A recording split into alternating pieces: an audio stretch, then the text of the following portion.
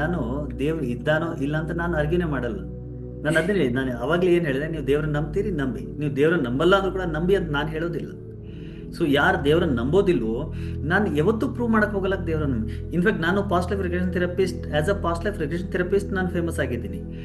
But ಎಷ್ಟೋ ಜನ ಹತ್ರ ಬಂದು ಪಾಸ್ಟ್ ಲೈಫ್ ಇದೆಯೋ ಇಲ್ಲ ಆರ್ಗ್ಯೂ ಮಾಡಕ್ಕೆ ಬಂದರೆ ನನ್ನ ಪಾಸ್ಟ್ ಲೈಫ್ ಇದೆಯೋ ಇಲ್ಲ ಅಂತ ನಾನು ಆರ್ಗ್ಯೂ ಮಾಡಿ, ಕೆಲವ್ರು ಹೇಳ್ತಾರೆ ನಾನು ನಂಬಲ್ಲ, ವೆಲ್ ಅಂತ ಹೇಳ್ತೀನಿ, ಗುಡ್ ಅಂತ ಹೇಳ್ತೀನಿ, ನಂಬಲೇಬೇಡಿ ಅಂತಲೇ ಹೇಳ್ತೀನಿ. ಯಾಕಂದರೆ ನೀವು ನಂಬೋದ್ರಿಂದ ಅಥವಾ ನಂಬದೇ ಇರೋದ್ರಿಂದ ಪಾಸ್ಟ್ ಲೈಫ್ ಇದೆಯೋ ಇಲ್ಲ ಅನ್ನೋದು ಪ್ರೂವ್ ಆಗೋದಿಲ್ಲ. If you don't believe, you need not believe.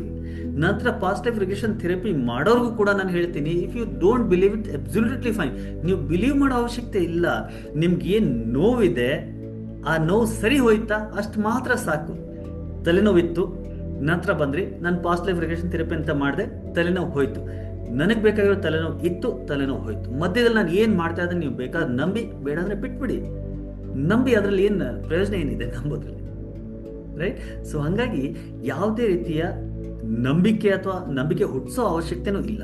ದೇವರ ನಂಬಿ ಅಂತ ಯಾರಿಗೂ ವಾದ ಮಾಡೋ ಅವಶ್ಯಕತೆ ಇಲ್ಲ, ನಾನಂತೂ ಮಾಡೋದಿಲ್ಲ, ರೈಟ್? ನಿಮ್ಗೆ ಏನು ಬೇಕಾಗಿದೆ ರೈಟ್ ನಾವು, ವಾಟ್ ಯು ವಾಂಟ್. ನಿಮಗೆ ಅನಾರೋಗ್ಯ ಇದೆಯಾ, ಆರೋಗ್ಯ ಬೇಕು.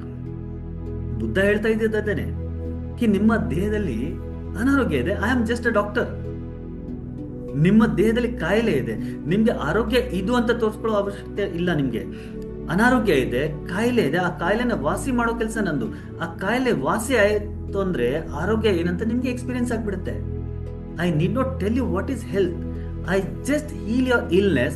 Once the illness is healed, you yourself will experience the health. As simple as that. ಅದನ್ನು ಹೇಳೋ ಅವಶ್ಯಕತೆ ಇಲ್ಲ. ಹಾಗಾಗಿ just work on what they want. Yoga ಮಾಡಿ, ಫಾರ್ ಎಕ್ಸಾಂಪಲ್ ಯೋಗ, ನೀವು ಯೋಗ ಟೀಚರ್ ಆಗಿದ್ದೀರಿ, ಯೋಗ ಹೇಳ್ಕೊಡ್ತಾ ಇದ್ದೀರಿ ಅಥವಾ ಪ್ರಾಣಾಯಾಮ ಮೆಡಿಟೇಷನ್ ಹೇಳ್ಕೊಡ್ತಾ ಇದ್ದೀರಿ, ಅವ್ರಿಗಷ್ಟೇನೆ ಹೇಳಿ, ನೀವು ನಂಬೋದು ಬೇಡ. ಕೆಲವೊಂದು ಪ್ರಾಣಾಯಾಮಗಳನ್ನು ಇವತ್ತಿಂದ ಮಾಡಕ್ಕೆ ಶುರು ಮಾಡಿ. Just give me 1 week time. ಒಂದು ವಾರ ನೀವು ಈ ಹೇಳ್ಕೊಡುವಂಥ ಪ್ರಾಣಾಯಾಮ ಮೆಡಿಟೇಷನ್ ಮಾಡಿ. ಇವತ್ತು ನೀವು ಹೇಗೆ ಫೀಲ್ ಮಾಡ್ತಾ ಇದ್ದೀರಿ, ರೈಟ್ ಇಟ್. ಒಂದು ವಾರದ ನಂತರ ನಿಮ್ಗೆ ಹೇಗೆ ಫೀಲ್ ಆಗ್ತಿದೆ ನಿಮ್ಮ ದೇಹದಲ್ಲಿ, ನಿಮ್ಮ ಮನಸ್ಸಲ್ಲಿ, ನಿಮ್ಮ ಓವರ್ ಆಲ್ ಲೈಫಲ್ಲಿ ನಿಮ್ಗೆ ಹೇಗೆ ಫೀಲ್ ಆಗ್ತಿದೆ. Are you feeling little lighter, little better? That means ನೀವೇನು ಮಾಡ್ತಾ ಇದ್ದೀರಿ, ಕೆಲಸ ಮಾಡ್ತಾ ಇದೆ, ನಿಮಗೆ ಒಳ್ಳೆ ಫೀಲಿಂಗ್ ಆಗ್ತಾ ಇದೆ. ಅದೇ ತಾನೇ ಬೇಕಾಗಿರೋದು ನಿಮಗೆ. ಮಾಡ್ಕೊಂಡು ಹೋಗಿ, ಕಳ್ಕೊಳ್ಳೋದೇನಿದೆ. ಯು ನೀಡ್ ನಾಟ್ ಪ್ರೂವ್ ಅಲ್ವಾ ಅದನ್ನ. ಸೈಂಟಿಫಿಕ್ ಆಗಿ ಹಿಂಗೆ ಕೆಲಸ ಮಾಡ್ತಾ ಇದೆ, ಹಂಗೆ ಕೆಲಸ ಮಾಡ್ತಾ ಇದೆ, ಅದು ನಮ್ಗೆ ಅದರ ಅವಶ್ಯಕತೆ ಇಲ್ಲ. ಅದು ಯಾರ ಅವಶ್ಯಕತೆ ಇದೆ ಅಥವಾ ಯಾರು ಅದನ್ನ ಪ್ರೂವ್ ಮಾಡಬೇಕು ಅಂತ ಕೂತಿದ್ದಾರೆ, let them prove it. Clear madam? Okay. So I never ask anybody.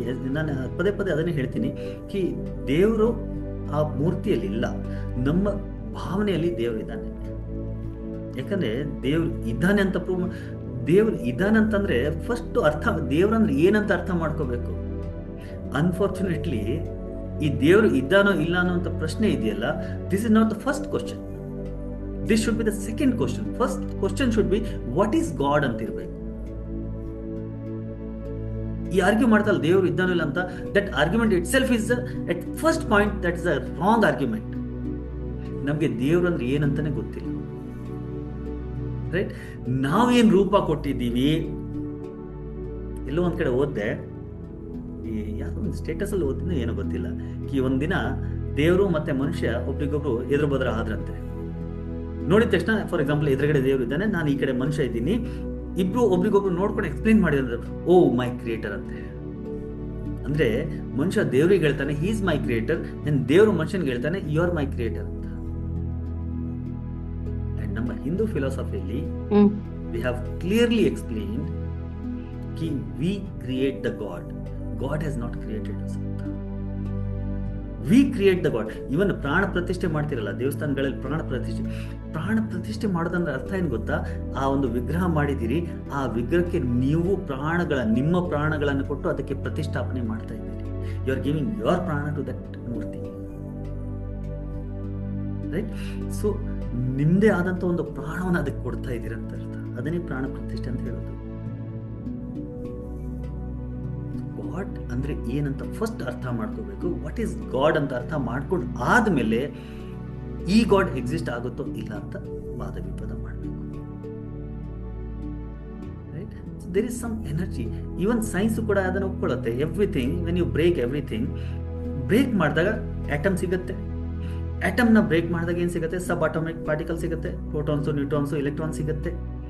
ಅದನ್ನು ಬ್ರೇಕ್ ಮಾಡಿದಾಗ ಕ್ವಾಕ್ಸ್ ಅಂತ ಸಿಗುತ್ತೆ, ಕ್ವಾಂಟಮ್ಸ್ ಅಂತ ಸಿಗುತ್ತೆ, ಕ್ವಾಂಟಾಸ್ ಕ್ವಾಕ್ಸ್ ಅಂತ ಹೇಳ್ತೀವಿ. ಅದನ್ನು ಬ್ರೇಕ್ ಮಾಡಿದಾಗ ಕೊನೆಯದಾಗ ಸಿಗೋದೇನು? It is just energy. This was the quantum physics. ಇವತ್ತು ಮಾಡರ್ನ್ ಫಿಸಿಕ್ಸ್ ಏನಿದೆ ಅದೇ ಹೇಳ್ತಾ ಇದೆ ಈ ಕ್ವಾಂಟಮ್ ಫಿಸಿಕ್ಸ್ ಸೇಸ್ ಕಿ everything is one single energy. ಎಲ್ಲವೂ ಎನರ್ಜಿಯಿಂದ ಮಾಡಲ್ಪಟ್ಟಿದೆ. And that energy is changing its forms ಅಂತ ಸೈನ್ಸ್ ಎಷ್ಟೋ ವರ್ಷಗಳಿಂದ ಹೇಳ್ತಾನೆ, ಹಿಂದಿನ 100 ವರ್ಷಗಳಿಂದ ಹೇಳ್ತಾನೆ ಇದೆ. So that energy is God. ಯಾವುದು ಸೈನ್ಸ್ ಎನರ್ಜಿ ಅಂತ ಹೇಳುತ್ತೋ ಅದನ್ನ ನಾವು ದೇವ್ರು ಅಂತ ಹೇಳ್ತೀವಿ. ದೇವ್ರಂತ ಹೇಳಿದ ಮೇಲೆ ಏನಾಗುತ್ತೆ? ಆ ದೇವ್ರನ್ನ ನಂಬಬೇಕಲ್ಲ. ಈಗ ಯಾರು ಇಂಟೆಲೆಕ್ಚುಯಲ್ ಆಗಿದಾರೋ ಅವ್ರಿಗೆ ಇವೆಲ್ಲ ಅರ್ಥ ಆಗುತ್ತೆ. ದೋಸ್ ಹೂ ಆರ್ ನಾಟ್ ಇಂಟೆಲೆಕ್ಚುಯಲ್ ಅವ್ರನ್ನ ಅರ್ಥ ಮಾಡಿಸ್ಕೊಳ್ಳೋದು ಹೇಗೆ?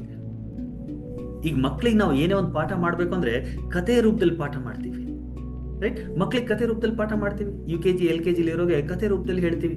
ಚಿಕ್ಕ ಚಿಕ್ಕ ಮಕ್ಕಳಿಗೆ ಕಥೆಗಳನ್ನ ಹೇಳುವ ಅಭ್ಯಾಸ ನಮಗೆ ಹಳೆ ಕಾಲದಿಂದನೂ ಇದೆ. ಅಜ್ಜಿಯ ಕಥೆಗಳು, ನಾನಿಯ ಕಥೆಗಳು ಅಂತ ಎಲ್ಲ ಇದೆಯಲ್ಲ ಕಾನ್ಸೆಪ್ಟ್. ಈ ಕಾನ್ಸೆಪ್ಟ್ ಏನಕ್ಕೆ ಇದೆ ಅಂದ್ರೆ ಕಥೆಗಳ ಮುಖಾಂತರ ಕೆಲವೊಂದು ಮಾರಲ್ಸ್ಗಳನ್ನ ಮಕ್ಕಳಿಗೆ ಹೇಳ್ಕೊಡ್ತಾ ಇದೆ. ಅದೇ ತರ ನಮ್ಮ ಋಷಿ ಮುನಿಗಳು ಏನ್ ಮಾಡಿದ್ರು ಅಂದ್ರೆ ಎಲ್ರಿಗೂ ಅಷ್ಟು ಇಂಟೆಲೆಕ್ಚುಯಲ್ ಇರೋದಿಲ್ಲ. ಎಲ್ರು ಫಾರ್ ಎಕ್ಸಾಂಪಲ್ ಒಬ್ಬ ಸಾಮಾನ್ಯ ವ್ಯಕ್ತಿ ಇದ್ದಾನೆ. ಆ ಸಾಮಾನ್ಯ ವ್ಯಕ್ತಿಗೆ ನೋಡಪ್ಪ ಇದ್ರಲ್ಲಿ ಎನರ್ಜಿ ಇದೆ, ಎನರ್ಜಿ ಅಂದ್ರೆ ದೇವರು ಅಂದ್ರೆ ಅವನ ಸಾಮಾನ್ಯ ವ್ಯಕ್ತಿಗೆ ಅರ್ಥ ಆಗೋದಿಲ್ಲ. ಅವಾಗ ಏನ್ ಮಾಡ್ಬೇಕು? ಅವನ್ಗೆ ಅರ್ಥ ಆಗೋ ತರ ಒಂದು ರೂಪ ಕೊಟ್ಬಿಟ್ಟು ನೋಡಪ್ಪ ಇದು ದೇವರು, ಇದು ನಿಮ್ಮ ಜೀವನವನ್ನ ಸಂಪೂರ್ಣ ಸೃಷ್ಟಿಯನ್ನ ನಡೆಸ್ತಾ ಇದೆ ಅಂತ ಹೇಳಿದ್ರು. ಅಂದ್ರೆ ಆ ಒಂದು ಯಾರ ವ್ಯಕ್ತಿಗೆ ಜಾಸ್ತಿ ಇಂಟೆಲೆಕ್ಚುಯಲ್ ಇಲ್ಲ, ಒಂದು ಸಾಮಾನ್ಯ ವ್ಯಕ್ತಿ ಇದ್ದಾನ, ಆ ಸಾಮಾನ್ಯ ವ್ಯಕ್ತಿಗೆ ಹೇಳ್ಕೊಡ್ಲಿಕ್ಕೆ ಅವನ್ಗೆ ಅರ್ಥ ಆಗ್ಲಿ ಅನ್ನೋಂಥ ಉದ್ದೇಶದಿಂದ ಈ ತರ ಕಥೆಗಳನ್ನ ಮಾಡಿ ಹೇಳಿದ್ರು. ನಾವು ಅನ್ಫಾರ್ಚುನೇಟ್ಲಿ ಏನ್ ಮಾಡಿದ್ರೆ ಆ ಕಥೆಗಳೇ ನಿಜ ಅಂತ ಅನ್ಕೊಂಡು ಇದೇ ದೇವ್ರು ಅಂತ ಅನ್ಕೊಂಡು ಇವತ್ತು ಇಂಟೆಲೆಕ್ಚುಯಲ್ ಪೀಪಲ್ ಕೂಡ ಅದೇ ದೇವ್ರು ಅಂತ ನಂಬಿದ್ದಾರೆ. That is the unfortunate thing of our Hindu culture, right? So ದೇವ್ರು ಅಂದ್ರೇನು? ದೇವ್ರು ಮೀನ್ಸ್ ದಟ್ ಎನರ್ಜಿ. ಅದ್ವೈತ ವೇದಾಂತ ಓದಿದಾಗ ನಿಮ್ಗೆಲ್ಲ ಅರ್ಥ ಆಗತ್ತೆ ಕಿ ಅದ್ವೈತದ ಅರ್ಥ ಏನು. ಅದ್ವೈತ ಡಸಂಟ್ ಮೀನ್ ಕಿ ಆ ದೇವ್ ಇಲ್ಲ ಅಂತಲ್ಲ. ನಾವು ಯಾವ ತರ ಈಗ ಈ ಜಗತ್ ಮಿಥ್ಯ ಬ್ರಹ್ಮ ಸತ್ಯ ಅಂತ ಆದಿಶಂಕರಾಚಾರ್ಯರು ಹೇಳಿದ್ರು. ಜಗತ್ ಪೂರ್ತಿ ಮಾಯಾ ಅಂತ ಹೇಳಿದ್ರು. ಜಗತ್ತು ಮಾಯಾ ಅಂದ್ರೆ ಏನ್ ಅರ್ಥ ಏನು? ಅದು ಇಲ್ಲ ಅಂತಲ್ಲ. ಜಗತ್ತು ಮಾಯಾ ಅಂದ್ರೆ ನಮ್ಗೆ ಹೇಗ್ ಕಾಣಿಸ್ತಾ ಇದೆ ಹಾಗೆ ಈ ಜಗತ್ತು ಇಲ್ಲ ಅಂತ ಅರ್ಥ. ಇವತ್ತು ಸೈನ್ಸ್ ಕೂಡ ಅದೇ ಹೇಳ್ತಾ ಇದೆ ಕಿ ಜಗತ್ತು ನಮ್ಗೆ ಹೇಗ್ ಕಾಣಿಸ್ತಾ ಇದೆ ಹಾಗಿಲ್ಲ. This whole energy, this whole universe is nothing but energy. ಈ ಎನರ್ಜಿ ಒಂದು ರೂಪ, ಒಂದು ಫಾರ್ಮ್ ತಗೊಂಡಿದೆ, ಆ ಫಾರ್ಮ್ ನಮ್ಗೆ ಕಾಣಿಸ್ತಾ ಇದೆ. ಎಕ್ಸಾಂಪಲ್ಗೆ ಇವಾಗ ಈ ಪೆನ್ ಸ್ಥಿರವಾಗಿದೆ, ರೈಟ್? ಇದ್ರಲ್ಲಿ ಯಾವುದೇ ರೀತಿ ವೈಬ್ರೇಷನ್ ನಮ್ಗೆ ಕಾಣಿಸ್ತಾ ಇಲ್ಲ. ಆದ್ರೆ ಸೈನ್ಸ್ ಕೇಳಿದ್ರೆ ಇದ್ರಲ್ಲೂ ಕೂಡ ಆಟಮ್ಸ್ ಇದ್ದಾವೆ and these atoms R continuously vibrating. ಅದಕ್ಕೊಂದು ಫ್ರೀಕ್ವೆನ್ಸಿ ಇದೆ ಅಷ್ಟೇ. ಆ ಫ್ರೀಕ್ವೆನ್ಸಿಲಿ ಆಟಮ್ಸ್ ವೈಬ್ರೇಟ್ ಆಗ್ತಾ ಇದ್ರಲ್ಲೂ ಕೂಡ ಈ ಸಮಯದಲ್ಲಿ ಕೂಡ ಇದು ಸ್ಥಿರವಾಗಿದೆ, ಬಟ್ ಇದು ಸ್ಥಿರವಾಗಿಲ್ಲ. ಇದರಲ್ಲಿ ಮೂವ್ಮೆಂಟ್ ಇದೆ because this is energy, right? But ನಮ್ಗೆ ಏನ್ ಕಾಣಿಸ್ತಾ ಇದೆ? ಸ್ಥಿರವಾಗಿದೆ, ಪೆನ್ ತರ ಇದೆ ಅಂತ. ಸೊ ಇದು ಹೇಗೆ ಕಾಣಿಸ್ತಾ ಇದೆ ಹಾಗೆ ಇಲ್ಲ ಅಂತ ಹೇಳೋದನ್ನೇ ಜಗತ್ ಮಿಥ್ಯ ಬ್ರಹ್ಮ ಸತ್ಯ ಅಥವಾ ಜಗತ್ತು ಮಾಯಾ ಅಂತ ಆದಿಶಂಕರಾಚಾರ್ಯ ಹೇಳಿದ್ರು. ನಾವು ಅದನ್ನ ಇಂಟರ್ಪ್ರಿಟೇಷನ್ ಮಾಡುವಾಗ ರಾಂಗ್ ಇಂಟರ್ಪ್ರಿಟೇಷನ್ ಮಾಡಿದ್ವಿ. ಅದರ ಹಿಂದೆ ಇರುವಂತ ಸೈನ್ಸ್ ನಮಗೆ ಗೊತ್ತಾಗ್ಲಿಲ್ಲ. ಇನ್ಫ್ಯಾಕ್ಟ್ ಎಲ್ಲ ಋಷಿ ಮುನಿಗಳು ಅಂತ ನಾವು ಏನ್ ಹೇಳ್ತೀವಿ, ಹಳೆ ಋಷಿ ಮುನಿಗಳೆಲ್ಲ ಆಕ್ಚುಲಿ ದೇವರ್ ಸೈಂಟಿಸ್ಟ್. ಅವರು ರಿಸರ್ಚ್ಗಳನ್ನ ಮಾಡಿ ಈ ಯೂನಿವರ್ಸ್ ಹೇಗೆ ಕೆಲಸ ಮಾಡ್ತಾ ಇದೆ, ಈ ಜಗತ್ ಹೇಗೆ ಕೆಲಸ ಮಾಡ್ತಾ ಇದೆ, ಪ್ರತಿಯೊಂದು ವಸ್ತು ಹೇಗೆ ಕೆಲಸ ಮಾಡ್ತಾ ಇದೆ ಅದನ್ನ ಒಂದೊಂದು ರೀತಿಯಲ್ಲಿ ಬೇರೆ ಬೇರೆ ರೀತಿಯಲ್ಲಿ ಎಕ್ಸ್ಪ್ಲೇನ್ ಮಾಡ್ತಾ ಇದ್ರು, ರೈಟ್? ಸೊ ಆಲ್ ದ ಋಷಿ ಮುನೀಸ್, ನಾವು ಋಷಿ ಮುನೀಸ್ಗಳ ಅಂತ ಏನ್ ಹೇಳ್ತೀವಿ, ಅವ್ರು ಆ ಸಮಯದಲ್ಲಿ ಇದ್ದಂತ ಲ್ಯಾಂಗ್ವೇಜ್ ಸಂಸ್ಕೃತ. ಸೊ ಸಂಸ್ಕೃತದಲ್ಲಿ ಶ್ಲೋಕದ ರೂಪದಲ್ಲಿ ಹೇಳಿದ್ರು. ಸೊ ದಟ್ ಶ್ಲೋಕದ ರೂಪದಲ್ಲಿ ಹೇಳಿದಾಗ ಏನಾಗುತ್ತೆ, ಈಸಿಯಾಗಿ ಅರ್ಥ ಆಗುತ್ತೆ, ಈಸಿಯಾಗಿ ಬಯಟ್ ಮಾಡ್ಬೋದು. ಯಾವುದೇ ಒಂದು ಪದ್ಯ ನೀವು ಗದ್ಯ ಬಯಟ್ ಮಾಡೋಕ್ಕಿಂತ ಪದ್ಯ ಬಯಟ್ ಮಾಡೋದು ತುಂಬಾ ಈಸಿ ಅಲ್ವಾ? ಯಾವುದೋ ಒಂದು ಡೈಲಾಗ್ ನೀವು ಬಯಟ್ ಮಾಡ್ಬೇಕಂದ್ರೆ ಸ್ವಲ್ಪ ಕಷ್ಟ ಆಗ್ಬೋದು. ಬಟ್ ಯಾವುದೋ ಒಂದು ಶ್ಲೋಕ ಇದೆ ಅಥವಾ ಯಾವುದೋ ಒಂದು ಹಾಡಿದೆ, ಆ ಹಾಡು ಹಾಡುವಾಗ ಒಂದು ಪದಾನು ಕೂಡ ಮಿಸ್ ಆಗೋದಿಲ್ಲ. ಯಾಕೆ ಮಿಸ್ ಆಗಲ್ಲ ಅಂದ್ರೆ ಅದ್ರಲ್ಲಿ ಒಂದು ರಿದಮ್ ಇರುತ್ತೆ. ಆ ರಿದಮ್ ಅಲ್ಲಿ ನೀವು ಬಯಟ್ ಮಾಡ್ಬಿಟ್ಟಾಗ, ಆ ರಿದಮ್ ಅಲ್ಲಿ ನೀವು ಕೇಳಿಸ್ಕೊಂಡಾಗ ಅದು ಈಸಿಯಾಗಿ ಗ್ರಾಸ್ಪ್ ಆಗತ್ತೆ. ಹಾಗಾಗಿ ನಮ್ಮ ಋಷಿ ಮುನಿಗಳು ಅದನ್ನ ಶ್ಲೋಕದ ರೂಪದಲ್ಲಿ ಹೇಳಿದ್ರು. ಶ್ಲೋಕದ ರೂಪದಲ್ಲಿ ದಟ್ ವಾಸ್ ಅ ಇನ್ಫಾರ್ಮೇಶನ್. ಶ್ಲೋಕದ ರೂಪದಲ್ಲಿ ಈಸಿಯಾಗಿ ನಿಮ್ಗೆ ಅರ್ಥನೂ ಆಗುತ್ತೆ, ಈಸಿಯಾಗಿ ನೀವು ಅರ್ಥ ಮಾಡ್ಕೊಂಡು ಮುಂದಕ್ಕೆ ಅದನ್ನ ಸಾಗಿಸ್ಬೋದು ಅಂತ. ನಾವು ಇವತ್ತು ಆ ಶ್ಲೋಕಗಳನ್ನೆಲ್ಲ ಮಂತ್ರಗಳು ಅಂತ ಅನ್ಕೊಂಡು ಎಲ್ಲೋ ಅಂತ ಮಂತ್ರಗಳನ್ನ ಹೇಳ್ತಾ ಇದ್ದೀವಿ. ಬಟ್ ಆ ಶ್ಲೋಕಗಳಲ್ಲಿ ಅಡಗಿರುವಂತ ಏನೊಂದು ಕೋಡ್ ವರ್ಡ್ಸ್ ಇದೆ ಅದನ್ನ ಡಿಕೋಡ್ ಮಾಡಲಿಲ್ಲ. And that is the unfortunate thing. Right. So ಎಲ್ಲ ಋಷಿ ಮುನಿಗಳು ದೇವರ್ ಆಲ್ ಸೈಂಟಿಸ್ಟ್. ಆ ಸೈಂಟಿಫಿಕ್ ರಿವಿಲೇಷನ್ಸ್ ಏನಿದೆ ಅದು ಶ್ಲೋಕಗಳಲ್ಲಿ ಹೇಳಿದ್ರು. ಆ ಶ್ಲೋಕಗಳಲ್ಲಿ ನಾವು ಅದನ್ನ ಫೈಂಡ್ ಔಟ್ ಮಾಡಬೇಕಾಗಿದೆ. ಅದೇ ತರ ದೇವ್ರ ಬಗ್ಗೆನೂ ಕೂಡ ನಿರ್ಗುಣ, ನಿರಾಕಾರ, ಸಗುಣ, ಸಾಕಾರ ಅಂತ ಏನಿದೆ. ಫಾರ್ ಎಕ್ಸಾಂಪಲ್ ಗೋಲ್ಡ್ ಬಗ್ಗೆ ಮಾತಾಡ್ತಾರೆ. ಫಾರ್ ಎಕ್ಸಾಂಪಲ್ ಗೋಲ್ಡ್ ಇಂದ ಒಂದು ಬ್ರೇಸ್ಲೆಟ್ ಮಾಡ್ಬೋದು, ಚೈನ್ ಮಾಡ್ಬೋದು, ಉಂಗುರ ಮಾಡ್ಬೋದು. ಈಗ ಈ ಉಂಗುರ ಗೋಲ್ಡ್ ಇಂದ ಮಾಡಲ್ಪಟ್ಟಿದೆ. ಈ ಉಂಗುರಲ್ಲಿ ಗೋಲ್ಡ್ ಎಲ್ಲಿದೆ ಅಂತ ಕೇಳಿದ್ರೆ ಏನ್ ಹೇಳ್ತೀರಿ? ಉಂಗುರ is made up of gold. ಇಲ್ಲ, ಇದು ಉಂಗುರ ಕಾಣಿಸ್ತಾ ಇದೆ, ಬಟ್ ಇದರಲ್ಲಿ ಬಂಗಾರ ಎಲ್ಲಿದೆ ತೋರಿಸಿ. ಅರೆ ಇದು ಪೂರ್ತಿ ಬಂಗಾರನೇ, ಮತ್ತೆ ಉಂಗುರ ಎಲ್ಲಿದೆ? ಅರೆ ಇದು ಉಂಗುರನೇ, ಇಲ್ಲ ಬಂಗಾರ ಎಲ್ಲಿದೆ ಮತ್ತೆ? ಅರೆ ಗೆಟಿ, ಈ ಬಂಗಾರದಿಂದ ಮಾಡಲ್ಪಟ್ಟಿರೋ ಉಂಗುರ ಇದನ್ನ ಬ್ರೇಕ್ ಮಾಡಿ ಇದರಿಂದ ಚೈನ್ ಮಾಡ್ಬೋದು, ಖಂಡಿತ ಮಾಡ್ಬೋದು. ಸೊ ಚೈನ್ ಮಾಡಿದಾಗ ನಾವು ದಿಸ್ ಇಸ್ ಚೈನ್. ಇದ್ರಲ್ಲಿ ಗೋಲ್ಡ್ ಎಲ್ಲಿದೆ? ಗೋಲ್ಡ್ ಇಂದ ಚೈನ್ ಮಾಡಲ್ಪಟ್ಟಿದೆ. ಇದ್ರಲ್ಲಿ ಉಂಗುರ ಇದೆಯಾ? ಇಲ್ಲ, ಮತ್ತೆ ಉಂಗುರ ಗೋಲ್ಡ್ ಹೇಳಿದ್ರಲ್ಲ. ಇಲ್ಲ, ಗೋಲ್ಡ್ ಉಂಗುರದಿಂದ ಮಾಡಲ್ಪಟ್ಟಿದ್ದು. ಅದೇ ಗೋಲ್ಡ್ ಮೊದಲು ಉಂಗುರ ಆಗಿತ್ತು, ಇವಾಗ ಚೈನ್ ಆಗಿದೆ. ಹಾಗಾದ್ರೆ ಗೋಲ್ಡ್ ಎಲ್ಲಿದೆ? ಗೋಲ್ಡ್ ಇಂದನೇ ಮಾಡಲ್ಪಟ್ಟಿರೋದು. ಅದೇ ತರ my dear friends, this whole universe ದೇವರ ಆ ಶಕ್ತಿಯಿಂದ ಮಾಡಲ್ಪಟ್ಟ, ಆ ಶಕ್ತಿನೇ ನಾವು ದೇವ್ರ ಅಂತ ಹೇಳ್ತೀವಿ. So whole universe is made up of God, or whole universe is made up of energy. ಅರೆ ಆ ಎನರ್ಜಿ ಎಲ್ಲಿ ಕಾಣಿಸ್ತಾ ಇದೆ? ಆ ಎನರ್ಜಿಯಿಂದಾನೇ ಈ ದೇಹ ಮಾಡಲ್ಪಟ್ಟಿದೆ. ಈ ದೇಹ ಹೋದಾಗ ಏನಾಗುತ್ತೆ? This body gets again back into the energy. ನೋಡಿ, ಈ ದೇಹನೂ ಕೂಡ ಇವತ್ತು ಸೈನ್ಸ್ ಕೂಡ ಹೇಳುತ್ತೆ, ಒಂದು ಆಟಮ್ 99.999% ಎಂಟಿ ಆಗಿದೆ ಅಂತ. ಅದ್ರ ಅರ್ಥ ಏನ್ ಗೊತ್ತಾ? This whole body is made up of atoms. ಈ ದೇಹ ಏನ್ ನಿಮ್ ಕಣ್ಣಿಗೆ ಕಾಣಿಸ್ತಾ ಇದೆ, ಇದರಲ್ಲಿ 99.999% ಎಂಟಿ ಸ್ಪೇಸ್ ಇದೆ. ಈವನ್ ಇದ್ರಲ್ಲೂ ಕೂಡ 99.999% ಎಂಟಿ ಸ್ಪೇಸ್ ಇದೆ. ಇದು ಸೈನ್ಸ್ ಹೇಳ್ತಾ ಇದೆ. ಈಗ ಸೈನ್ಸ್ಗೆ ಹೋಗ್ಬಿಟ್ಟು ಕೇಳಿ, ನಾನು ತೋರಿಸು ಎಲ್ಲಿದೆ ಎಂಟಿ ಸ್ಪೇಸ್, ನನಗೆಲ್ಲೂ ಕಾಣಿಸ್ತಿಲ್ವಲ್ಲ. ಇಲ್ಲ, ನಿಮ್ಗೆ ಕಾಣಲ್ಲ. ಅದಕ್ಕೆ ಸೈಂಟಿಫಿಕ್ ಟೆಂಪರಮೆಂಟ್ ಬೇಕು, ಅದಕ್ಕೆ ಸೈಂಟಿಫಿಕ್ ಇಕ್ವಿಪ್ಮೆಂಟ್ಸ್ ಬೇಕು.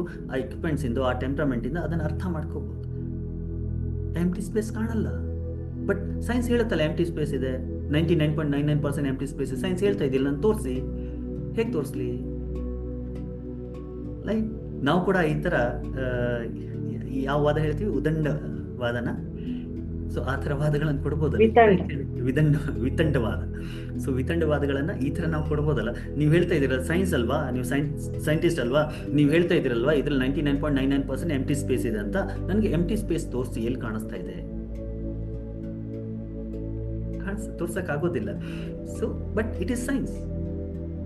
ಸೊ ಅದೇ ತರ ಜೊತೆನ all friends, this whole universe is made up of energy, and that energy is God. ಈ ಎನರ್ಜಿ ಯಾರು ಸೃಷ್ಟಿ ಮಾಡಿಲ್ಲ. Energy can never be created not destroyed ಅಂತ ಸೈನ್ಸ್ ಹೇಳುತ್ತೆ. So energy was always there and it will always be there. ಅದಕ್ಕೆ ಅನಾದಿ ಅನಂತ. ದೇವರನ್ನ ಅನಾದಿ ಅನಂತ ಯಾಕೆ ಹೇಳ್ತೀವಿ ಅಂದ್ರೆ, ದಿಸ್ ಎನರ್ಜಿ ಏನಿದೆ, ಆ ಎನರ್ಜಿ ಯಾವತ್ತೂ ಇತ್ತು, ಇದೆ ಅಂಡ್ ಯಾವಾಗ್ಲೂ ಇರುತ್ತೆ. ಈ ಬಿಗ್ ಬ್ಯಾಂಗ್ ಥಿಯರಿ ಏನಿದೆ, ಬಿಗ್ ಬ್ಯಾಂಗ್ ಇಂತ ಮುಂಚೆ ಏನಿತ್ತು ಅಂತ ಸೈನ್ಸ್ ಗೊತ್ತಿಲ್ಲ, ರೈಟ್? ಬಿಗ್ ಬ್ಯಾಂಗ್ ಅನ್ನೋದು ಒಂದು ಥಿಯರಿ ಇದೆ. ಎಷ್ಟೋ ಜನ ಈ ಥಿಯರಿನ ಕೂಡ ನಂಬೋದಿಲ್ಲ. ಈ ಥಿಯರಿನ ಕೂಡ ರಾಂಗ್ ಪ್ರೂವ್ ಮಾಡಕ್ಕೆ ಸಾಕಷ್ಟು ಜನ ಕೂತಿದ್ದಾರೆ, ಇರ್ಲಿ. ಬಟ್ ಬಿಗ್ ಬ್ಯಾಂಗ್ ಥಿಯರಿಗಿಂತ ಮುಂಚೆ ಏನಿತ್ತು ಸೈನ್ಸ್ಗೆ ಏನು ಗೊತ್ತಿಲ್ಲ,